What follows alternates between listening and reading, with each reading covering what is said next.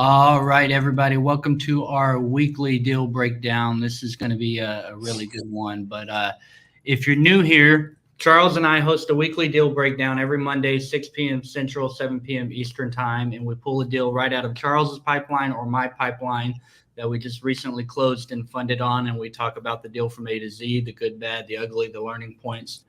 Charles is a one-man band in the North Carolina market. He runs his business from A to Z. Is that correct, Charles?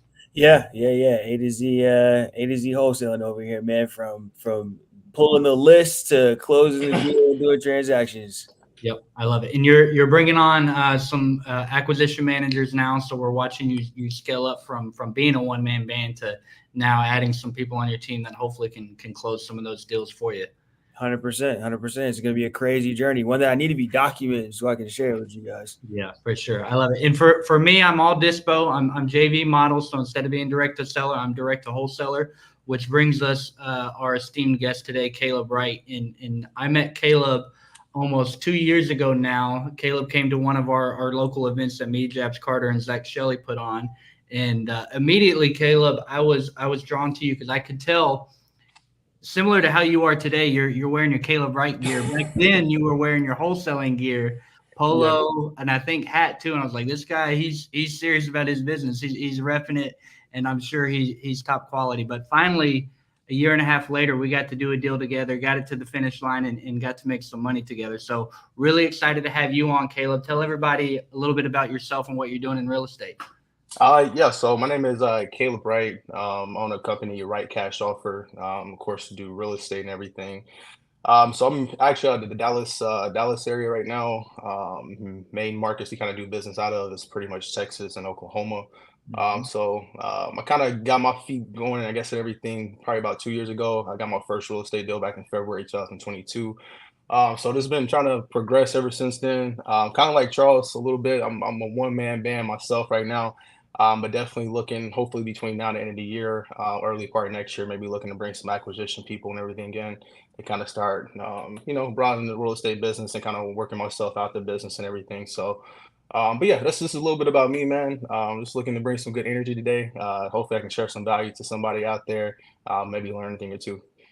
I love it. I love it. And so you're in the Dallas, but you're also in the OKC market, which Yeah. they, a lot of people who get Oklahoma, Oklahoma City deals, they're not necessarily, nuanced in that market. So you would be an excellent person to reach out to for comp assistance and finding a buyer on a deal. Is that correct?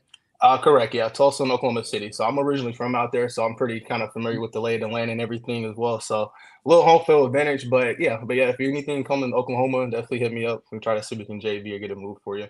I love it. I love it. Are you Okay. locked in with Tez, bro? In Uh, OK? so yeah, I just came across Tez like towards the later part of last year. I got a chance to meet him briefly at one of the events, Carlos Reyes events that was down here in Yeah, Dallas, yeah, December. yeah. But yeah, good dude. I'm familiar with him as well. Yeah, man. I've been to to OKC to do one of his events and be on his podcast. So definitely somebody to be locked in with, bro. And he's got a big community in Yeah, OKC that I'm sure you could probably help them a lot as well because there's a lot of newer people that probably don't know as much as you do about that market, bro. Yeah. nah, definitely. Yeah. Agreed. Agreed. So you just got started 2 years ago, bro. How has that journey been for you so far? Since February 2022, when you took the first deal to now, how's that journey been? Man, so I'll kind of make it a long story short. I had a partner beforehand. We all This a little bit of backstory. I actually kind of found out about real estate wholesaling back in 2017. I was actually going to school to be a realtor. okay. And throughout that process and kind of just networking with some people, we found out about real estate wholesaling, went to one of the RIA events, and found out we can kind of get into real estate with no money down. Kind of seemed a little crazy at that point in time, telling everybody about it. Like, no, that's probably going to go to jail or something.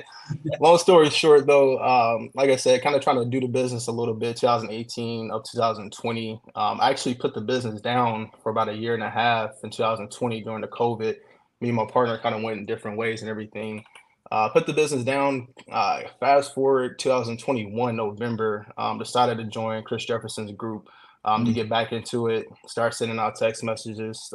November, 2 months later, February, we closed our first deal there. So, I mean, being honest, man, it's been a journey though. yeah. I said I look back on it, that little time throughout COVID. I said I quit, and I'm glad I kind of came back to it because throughout that time, like I said, it kind of didn't really sit right with me. I was seeing people kind of close deals and everything, so I'm like, I know it's possible, you know. Just maybe had to Mhm. let's put a little bit more work into it, kind of find my groove. Like I said, when I jumped back into it, I did text messaging from like my first 5 deals, so I found something that kind of worked for me. I wasn't able to really be on the phones a lot because I was working at the time for a 9 to 5, so the text message, I was able just to put it on automatic pilot, get everything going. Like I said, I ended up closing the first deal in February. But ever since then, man, like I said, it's been trying to build on top of it. It's trying to get more knowledge of it, and like I said, keep growing the business out. But it's been a journey, though. It's had its ups and downs, but we still here, still rocking and shaking. So I love it. And then when I asked you that and you chuckled a little bit, I think me and Charles both laughed because we could have probably already guessed what your answer is, especially that first 2 years in wholesaling. Like anybody that makes it that Yeah. long, we all we all go through a similar 2 year journey. So Yeah. yeah, really excited to hear that you stuck to it, you got back to it, and I'm sure if you haven't already, you're about to hit a lot of momentum and a lot of consistent volume for you. yeah, and that's the goal, man. Like I said, it's like you guys said, we kind of chuckled about it. Like I said, real estate can kind of be brutal, man, but then again, too, like I said, it can also be life changing as well, too. So just always try to look at the good parts about it, you know, in that aspect. I So love it. I love Sure. it. I gotta give Caleb some flowers real quick because this is a tough business, man. And there's a lot of people, thousands and thousands of people try to do wholesale deals and never get a single deal, right? So you being able to try it, not have it work out the way you wanted it and bounce back and continue to do deals. I really got to give you your flowers. It shows a lot about your perseverance as a person, bro. So respect for that, man. Because so many people don't make it this far. So I love to see it. no, I Agreed. appreciate it. Agreed. Let me ask this one last question, and then we can get into the deal breakdown. And it's because it's a message I've been hitting home a lot lately. But how important was it for you? You joined Chris Jefferson's mentorship, and it sounds like shortly after you started generating some income. So how important is it to you for mentorship and community, and for you to seek knowledge instead of just doing YouTube University or something like that? Yeah, it's just funny that you actually touched on that, man. I just made a YouTube video about that, and that was one of like my third tip for entrepreneurs was to join a community. To be honest with you, man, that was the game changer for me personally, because I was able to kind of be around other people that were doing the business, get my questions answered. Because I remember when I first came into it, I was like in 5, 6 different markets, trying to do this, trying to do that, pulling all these different lists, and kind of being in there like every week, speaking with the people that are closing deals, doing the big deals. It's kind of like, hey man, you may need to niche it down to like this more specific market to start out, or just strictly do text message for the next 90 days. So they were able to kind of help and guide me the right way. And like I said, it was just motivating to see like, okay, it's a real, people are closing deals, people are doing this. I just need to kind of go in and find my niche. So honestly, man, I don't know if I didn't join that group, I don't know if I'll be where I am today, to be honest with you. And that group has paid off 10 times full. Like I said, when I joined, was able to be around like-minded people, but I also created like a lot of great relationships throughout the years I still have to this day. And that's one thing about real estate too, man. You can be plugged in all across the United States. You'd be surprised at the people that you come across and the relationships that you kind of curate and everything. So like I said, right now we're on this live because of real estate. Yep. So it's a beautiful business though, man. But that was without joining that group, I don't think I would be here today. So that kind of says a lot. So Yeah. Man, Yeah. man. I totally agree. What do you think about that, Charles? Man, I mean, I want to get into the breakdown, but he's saying so many things that are important here, man. I mean, you can't we don't end up here without being in the superhuman group that Chris and I are both in. I think when you're getting into this and you're trying to learn and trying to figure out what's going on, you're so scared to spend money because you're like, you don't know that you have to spend money to make money. You don't know how much other people can help you. So yeah, one thing I would definitely agree with is you gotta go out there and start talking to people that are like-minded and that are doing the same thing or trying to do the same thing. Because it'll help you get to where they are, right? And secondly, man, I gotta say, man, it's one of those things where people just don't understand how much of a collaborative business this is, man. Without as much as it is learning from the community, it's mental too, bro. People that are on that same journey, you can talk to them about what's going on in your business and they understand. You try to talk to your mom or your dad about this, they're like, get the hell out of my face with you. You know what I mean? They don't want to hear about this, right? So it really does make a big difference, bro. I can tell you've been through the real ringer of wholesaling, man, just by your story. Yeah. Yep, I love it. And Anthony Cedino commented, he said, "Man, tell me about the 2 years." So he does a lot of volume too, and very successful. So he definitely knows about it. But Charles, it's in your hands now. Let's hop into the deal breakdown. Yeah, well, man, I'm happy to have you here, Caleb. Man, I'm ready to jump into this deal. So as usual, I gotta know. I'm nosy, man. So I gotta know, right? Where did this lead come from, right? Where did this lead come from? What city? What marketing strategy? All that good stuff. Yeah, so this one was actually like a unique one for me. So like I said previously, my whole business model was just pretty much SMS. So February decided to try something new. So I actually invested in some TikTok leads. Shout out to Sterling. Okay. Sterling in regards to that. But yeah, so this is actually my very first TikTok lead that we actually generated from a campaign. So that's how that came in and everything at that point in time. So yeah, pretty much TikTok. So Okay. Can I ask a very ignorant question? What's up? What is a TikTok lead? Is it like your face on a 20-second clip saying, I'll buy ugly houses, or what does that look like? Yeah, so it's not necessarily my face. So I would say, what do they call it? UGC creators, other people that basically create content. So I guess you can reach out to somebody to tell them, I have a script. I need you to record this ad for me. And then to start marketing it out like that. But yeah, pretty much someone else is kind of doing it for you. Or you could do your own videos. Me personally, I don't though. Okay, so somebody's just scrolling, they're seeing, all kinds of videos, and then just a video pops up of sell me your home. Correct. Yeah. And I was going to say too, man, when I first just thinking of TikTok, you would think who would be on TikTok that would like to sell their home or anything like that. How old? Or yeah. So, and I was a little surprised. It's kind of just I guess the feedback and everything I kind of got on it kind of when I first did it and everything as well too. But yeah, it was surprising, man. So like I said, the first one we did, we got it locked up and everything. And I said, it's been pretty good to us so far. Okay. Well, how quickly between when you got that lead and when you called, how much time elapsed in that scenario? Yes, I remember like it was literally yesterday, man. So it was a Saturday morning. The lead came. Actually, it was a Friday night. Though we tried calling him that night, didn't get him. Reached back out first thing that morning because I'm like, TikTok leads, inbound marketing, we got to be on them just like that. So I remember I was just blowing the guy up, and I remember they kept just going like ringing twice and going straight to voicemail. So I'm just like, okay, what? And I'm hitting them from different numbers and everything. So I finally sent him a text and an email. He finally responds back to the text about an hour later saying he was still interested in selling, but you guys had making me an offer. Well, I'm like, of course, I got to speak with you and everything like that. Yeah. So this was actually, like I said, when I say unique, of course, it was TikTok, but this was like one of my first leads while I did all the negotiation, all the verification, qualification, strictly through text message. I didn't talk to the seller until it was actually time to go over the contract and everything like that. And I thought it was a little weird at first. I'm like, you want to sell, like, let's hop on a phone call. And the seller was like, well, no, just text me, it works better and everything. So I was like, okay, let me just work with the cards I was dealt and everything like that. So we were going back and forth like all day that Saturday. I think I woke up about 10, finally got a response back from him. And I finally hopped back on the phone with him probably later that evening, probably about 5 o'clock or so.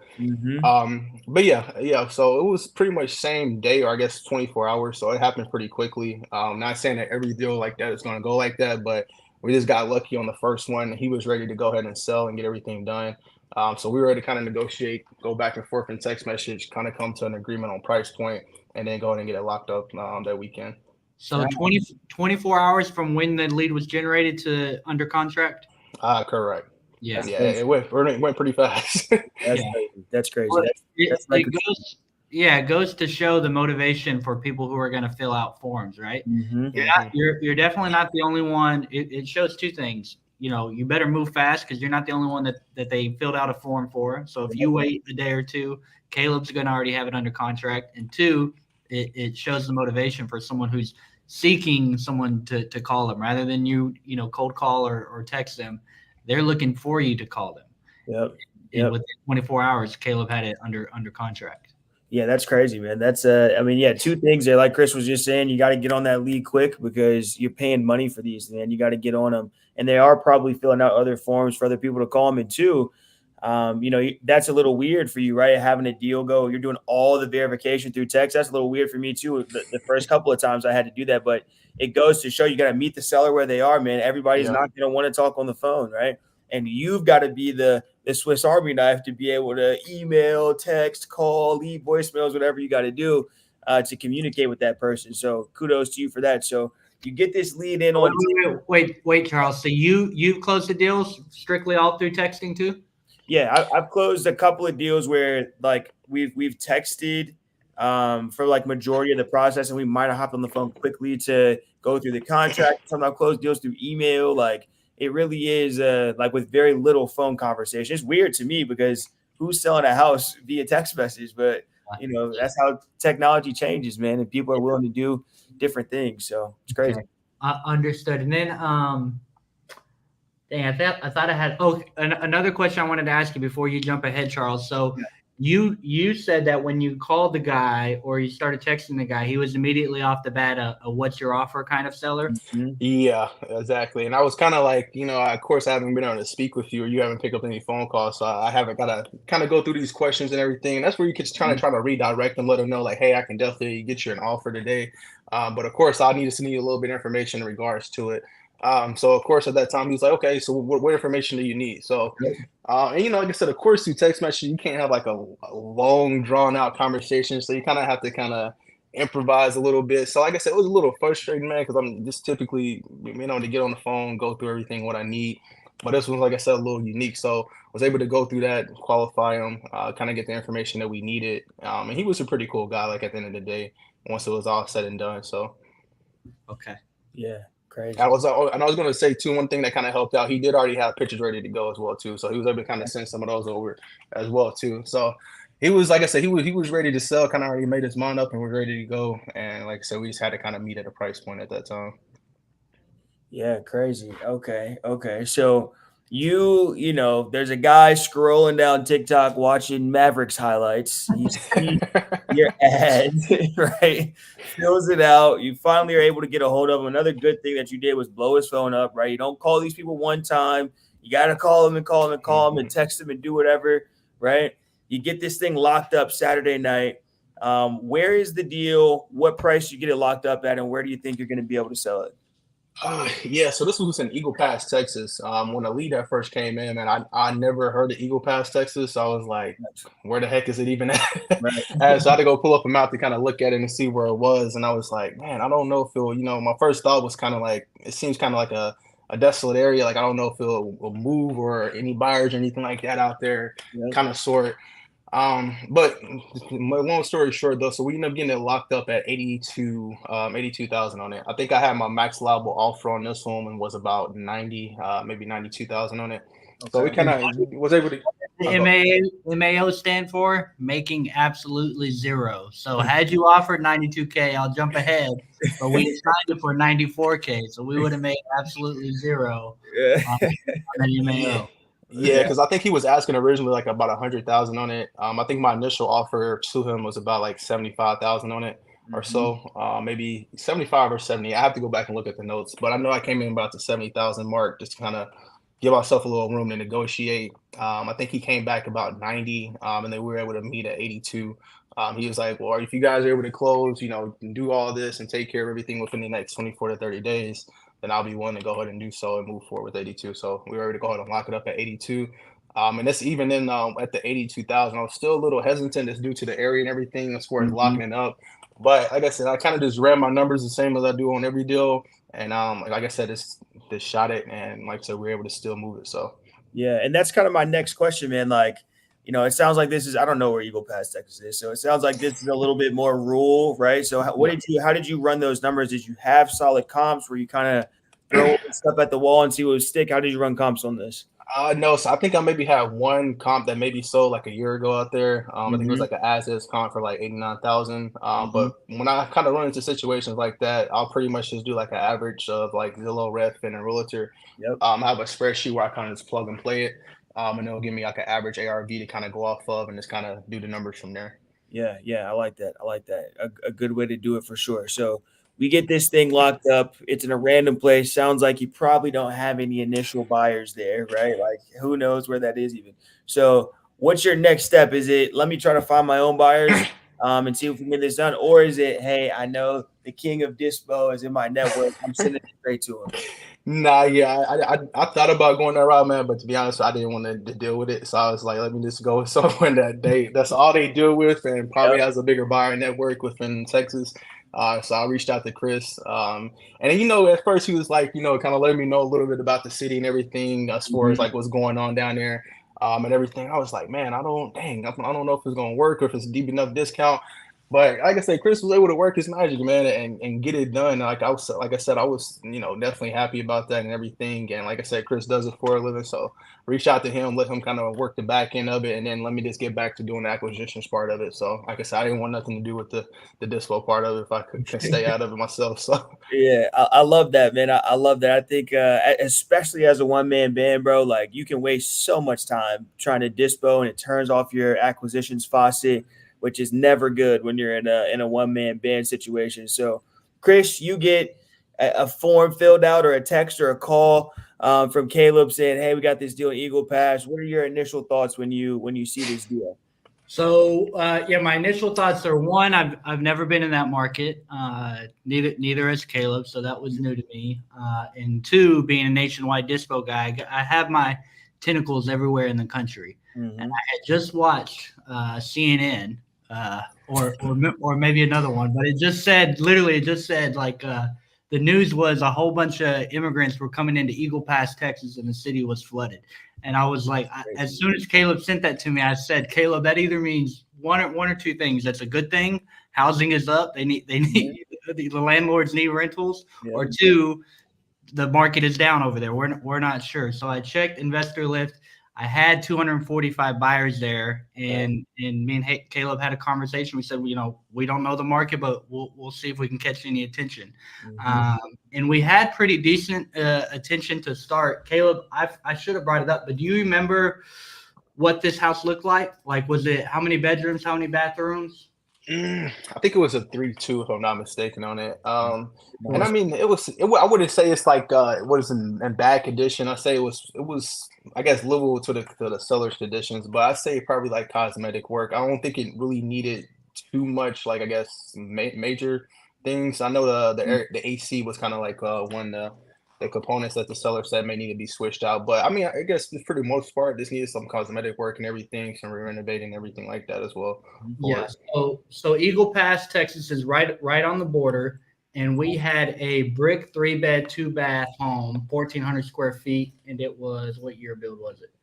That's money though. In most Yeah. And when I said I was felt more comfortable too. Like I said, it was a brick house and everything like that. So at least the bones and stuff was pretty good on it. So.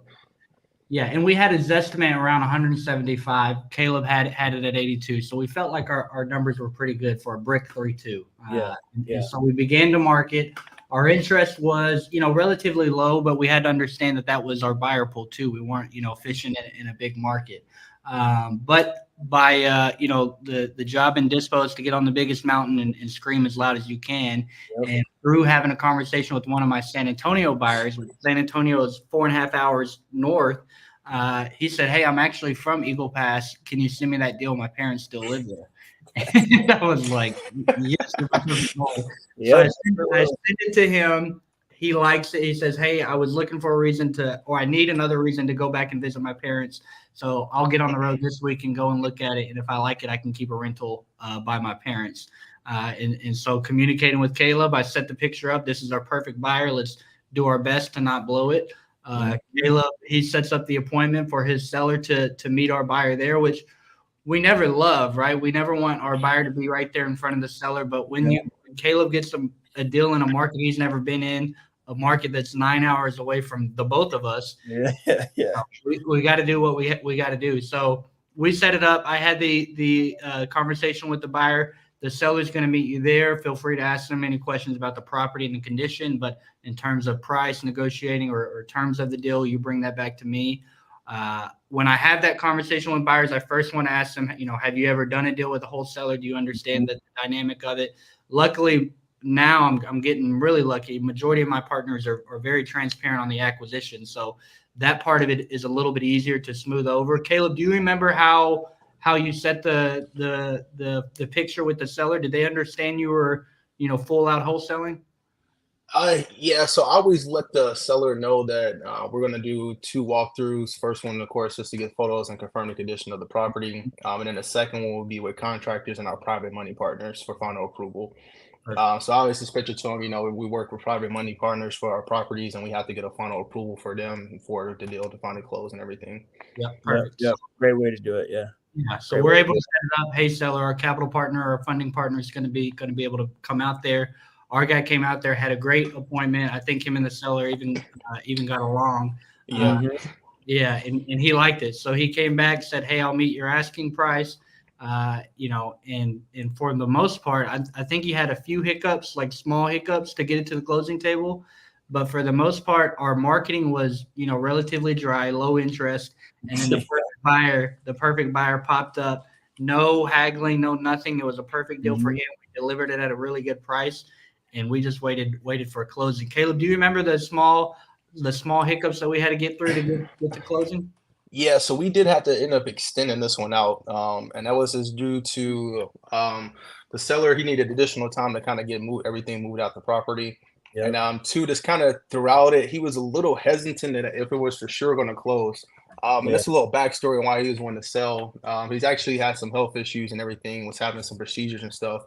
So he's actually having to travel back and forth to San Antonio himself to see his doctor and everything as well too. So there was kind of this wanting to sell the house, be done with it. They already had another house and their parents stayed out there as well. So they already had another house to move to and was going to use this money to kind of help out with the procedures and traveling back and forth to San Antonio and everything. So he was a little hesitant. He was like, I just signed my property, signed a contract with these people off of TikTok. I don't know him from Adam. My wife is asking me, like, are they for sure going to close? Are we for sure going to get the money and everything like that? Like, we're about to move all of our stuff about the property. Like, I don't want this to be a scam and me lose my house and everything. And what valid concerns and everything. So I think it was just more so like just giving the seller the reassurance and everything. As well too, just making sure everything was good with the title, and title was kind of communicating with the seller to let them know, like, hey, we got the paperwork, we got a clear title, we're ready to close on it, we have a closing date and everything. So outside of that, just making sure that the seller was giving that extra reassurance and is giving the necessary time to go ahead and get everything situated as far as moving and everything like that. We were able to kind of address that and then kind of get it pushed to closing at that time. Yep. Yeah, no, that's great. Yeah, that's great. Just really, really quick, man, just to point out, like, this is most people's biggest transaction of their life. So yes, I hate when people I'm not gonna say I hate it, but it's easy to get frustrated with the seller because you're like, yo, I'm gonna close, right? But if you put yourself in their shoes for just 2 seconds, they filled this thing out on TikTok, texted somebody they've never seen before, signed a contract to sell their house. So yeah, they're probably a little skeptical, and you're going to have to do some soothing in this business, to make sure your sellers and your buyers feel comfortable. So, and they live there. I do very few deals where the sellers live in the house. So it makes sense. They need a little extra time to get their stuff out. Sounds like you did what you had to do to get it done. My question though, for you really quickly, Crump, this is very, very out of the blue for you to do a deal where you're sending buyers and there's, he's going there straight to meet with the seller, right? How nervous were you when that appointment time came around as to what your buyer might do? Yeah, I get nervous every time, but at the same time, I can only do so much, right? We can vet them, we can have the conversations, we can set the expectations, but then it's out of my hands. And so long as my JV partners know that, they understand the risk that come with that, we can only control what we can control. But we can vet our buyers really well, make sure we feel comfortable with them. But they also could have thrown a smoke screen. But yeah, we absolutely do not want to do that unless we have to. And then if we have to, then we prep them as well as we can. And if our wholesale or acquisition partner is transparent, it's not really something to worry about. But there are some buyers that just they either have no filter or they don't care. And when that happens, you ban them and you tell everybody else about them. Yep, part of the game. Well, and then real quick, I'm sorry, but I wanted to touch on Caleb having to get an extension. Extensions happen all the time for whatever reason. And your buyer on the dispo side is counting on that closing date because they're getting their crews ready, they're getting their private money ready, they're getting their hard money ready. So on the dispo end, we need to be very diligent on updating our buyers as soon as we have an update. We don't update them when things are like we're not sure of the answer. Mm-hmm. Once we start generating an answer, getting close to it, we start letting our buyer know, hey, the seller had this come up, looking like we'll likely, have to push this thing out 2 weeks. Are you still good? Because if you don't, if you just surprise the buyer and 2 days before their supposed closing date, and you tell them then, you're gonna have a very angry buyer because you didn't just like move the date back. You inconvenienced them probably in a major way. So that's something to keep in mind. As soon as you have an update your seller and your buyer as soon as you can. Don't just keep that to yourself. It seems very obvious, but that happens all the time in wholesale transactions, that a seller or a buyer, they don't feel like they've been updated and they don't know what's going on. Yeah, no, 100%, man. That communication between wholesaler, seller, and buyer is very important. It seems like, well, I know Chris is really good at making sure he communicates. I'm sure you experienced that during this process, Caleb. But how was it when you had to give the buyer the news, Chris, that you did need an extension? How did he feel about it? Well, again, this buyer was the perfect buyer and really wanted this deal, so he would have waited another month if he had to. But sometimes you can get buyers that maybe for a legitimate reason they've got a 1031 you got to move something into, but sometimes you cannot wait, and it needs to happen soon rather than later. So and you need to know that too, because you might need to go find another buyer. Yeah. And I mean, this just goes to show, man, like being loud about what you're doing and what you have is why you got this, right? You're not thinking that your San Antonio buyer wants a buyer. I mean, a house that's 4.5 hours away from where he lives. I mean, you couldn't draw this up any more perfect for a buyer that wants something in such a rural place or a weird place, right? So always be loud about the things that you're doing, because it can get you deals and sell you deals, as we've seen here. But for both of you guys, I mean, tell me now at the closing date, how much money did we make? We made $12,000. 12,000 buckaroos, baby. 12,000 buckaroos. Did you guys spend that 12,000 yet? Am I going to see a new Porsche in one of you guys' driveway, or what's going on? Nah, everything's going back into marketing right now, man. Especially if we're trying to just increase the inbound marketing. So just trying to keep that going. Yeah, no, for sure. Shout out. Well, I always like to ask, man, at the end of this, what were your biggest takeaways? I'll go last. We'll start with you, Caleb, and then Chris. Man, my biggest takeaways from this deal was you just never know. Sometimes you may get a lead in a rural place. You're like, man, I know we ain't got no buyers out there. And sometimes you just gotta kind of give it a try. Like I said, and have confidence within your systems and stuff. Like I said, we ran our numbers as we do any other deal, blocked it up at a price that we felt comfortable, at least trying to push it out there and everything. And we were able to capitalize on it. Another thing too, man, I just say this, making sure we're like being up to date, keeping the seller and everything up to date throughout the whole process. I think I really learned that because like most of the deals I've done is pretty much either been vacant, absentee owner, or something like that. This was the first time I actually had to go through with the seller and actually they're moving out the property. So it's like even more of an emphasis, like we got to make sure we close on this property because they're getting ready to move out their house and everything like that. So I really found this being, like I said, communicating with the seller and making sure, giving them that peace of mind that they need and everything to feel comfortable enough with the transaction and everything at that point in time. So communication is key with the seller.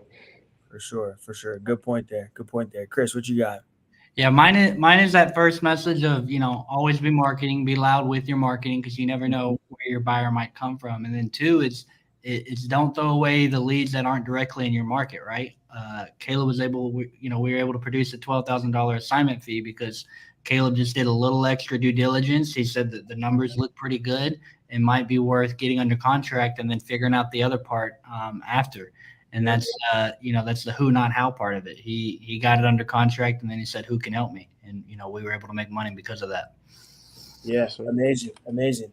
Yeah, it sounds like a sweet deal. I mean, for me, the first thing I learned is old people use TikTok. I did not know that was a thing. So now we've got that confirmed. So appreciate that, Caleb. And second, man, I think this is a good reminder that we as wholesalers really are the Swiss Army knives of this industry, right? We have to be willing and able to do everything. We have to be willing to communicate with different styles of people. We got to be able to soothe people when they get on.